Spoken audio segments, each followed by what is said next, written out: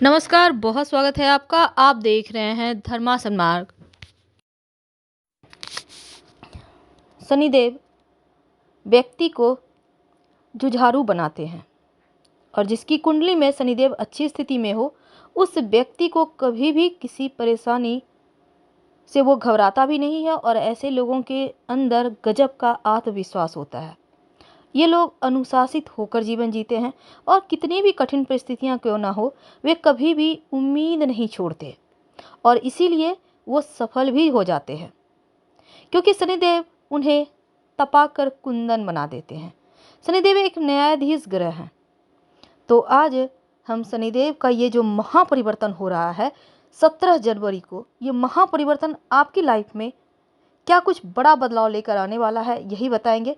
क्योंकि शनिदेव जिस व्यक्ति पर प्रसन्न हो जाए उसे रंक से राजा बना देते हैं, लेकिन शनिदेव कभी कभी जल्दी जल्दी काम नहीं करते, क्योंकि मंद मंद गति से चलते हैं।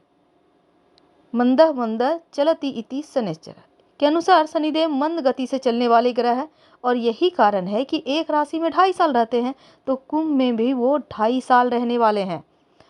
तो इसके बाद वो परिवर्तन करेंगे, लेकिन जब तक वो कुंभ में है, क्योंकि शनिदेव एक कर्म प्रधान ग्रह है और न्याय के देव हैं, तो देखिए पूरे 30 साल के बाद वो कुंभ में आ रहे हैं। और साथ ही कुंभ राशि प्रबल राशि है शनिदेव की, क्योंकि मूल त्रिकोण राशि होने के कारण कुंभ राशि में गोचर करना बहुत ज़्यादा इम्पोर्टेंट हो जाता है। इसका प्रभाव न सिर्फ व्यक्ति पर बल्कि दुनिया भर पर पड़ने वाला है। तो जाने अनजाने उनसे आप भयभीत तो हो ही रहे होंगे, पर घबराइए मत। आज हम आपको पॉजिटिव राशिफल बताएंगे कि अच्छा क्या होगा, ये भी बताएंगे कि बुरा क्या होगा, लेकिन आपको पॉजिटिव तरीके से।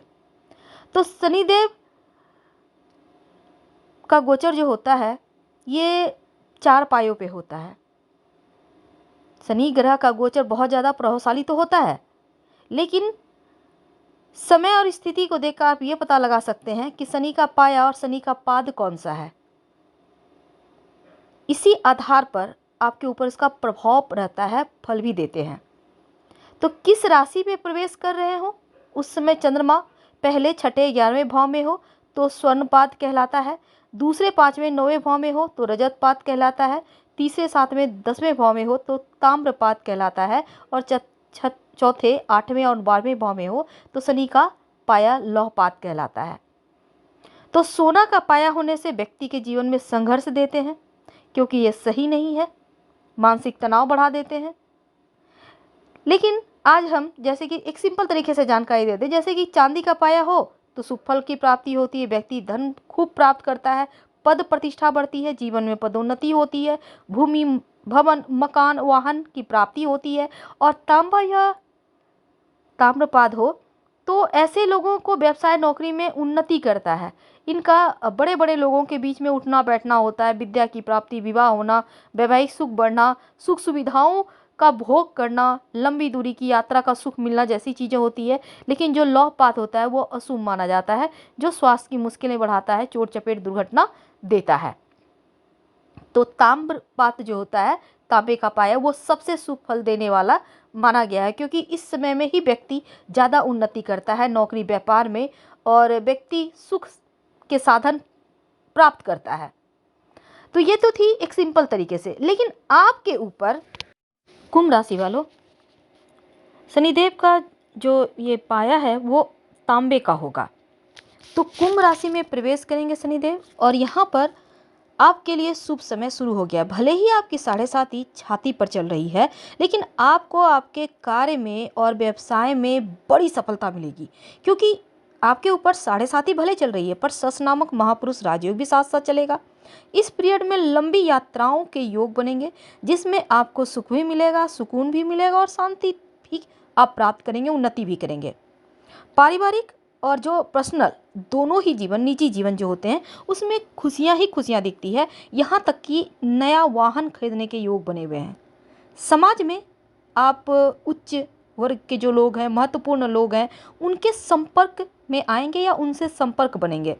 तो आपके जीवन में ये वक्त बहुत ही लाभकारी सिद्ध होता हुआ दिख रहा है आपके लिए।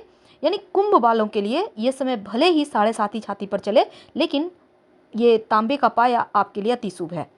अब देखिए शनिदेव आपके 12वें और लग्न के स्वामी होकर आपके लग्न में ही है, और शनिदेव की 7.5 का दूसरा चरण।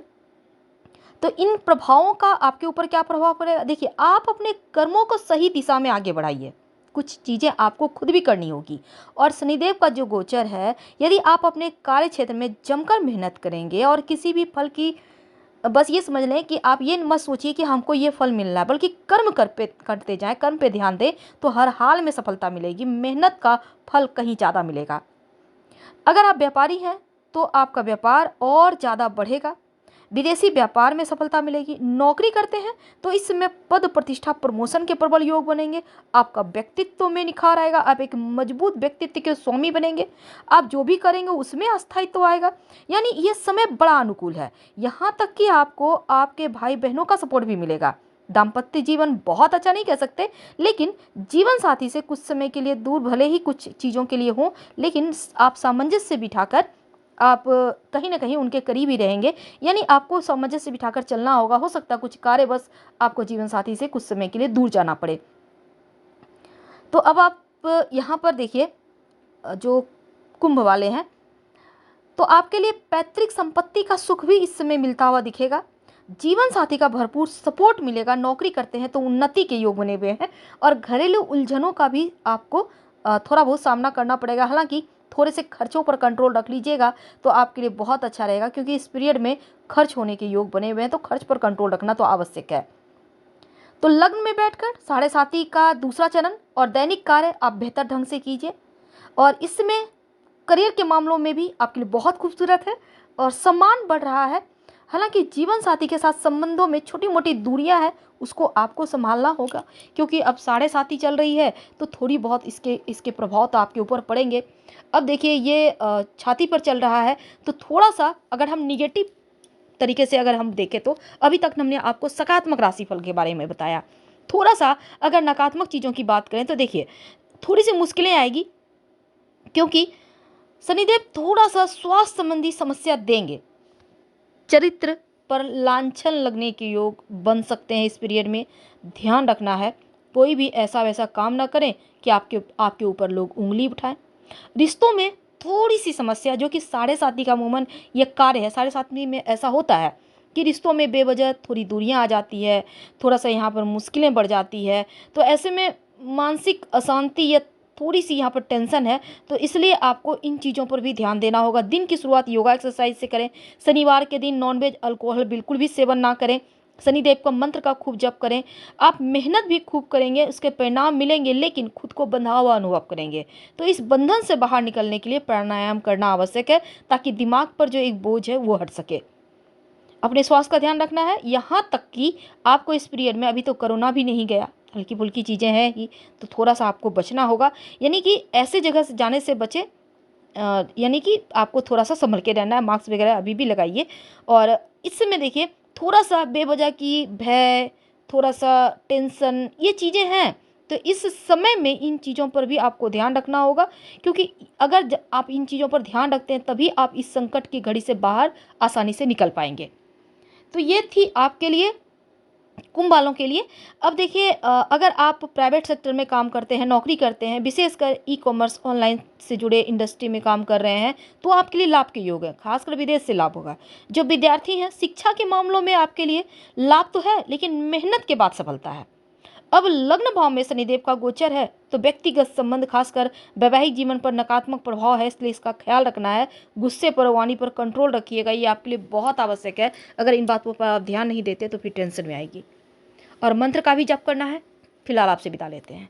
अगर आपको जानकारी अच्छी लगे तब लाइक कर सब्सक्राइब करें, अपनों से शेयर करें, और कमेंट में हर हर महादेव जरूर लिखें। और दूसरी बात, अगर आपको लगे कि पीड़ा ज़्यादा है, तब शुक्रवार के दिन रात में सोने के पहले स्टील की कटोरी में सरसों का तेल अपने सिरहाने यानी कि बेड के नीचे रख लें, और शनिवार के दिन उस तेल में अपना फेस देखें, जिसको हम छाया देखना कहते हैं, और फिर इसको दान कर दें किसी गरीब को, किसी पास के पीपल के नीचे रख दें, या फिर मंदिर में रखा है। कटोरी के साथ ही तेल दान कर रहा है, याद रखिएगा, ये उपाय कर लीजिए। और शनिदेव का मंत्र का रोज जप करना है, ओम शं शनिचराय नमः। आप चाहे तो शनि स्त्रोत का पाठ भी कर सकते हैं, इससे भी आपको लाभ होगा। तो हम फिर मिलेंगे। प्लीज़ लाइक कर सब्सक्राइब करें, अपनों से शेयर करें। धन्यवाद।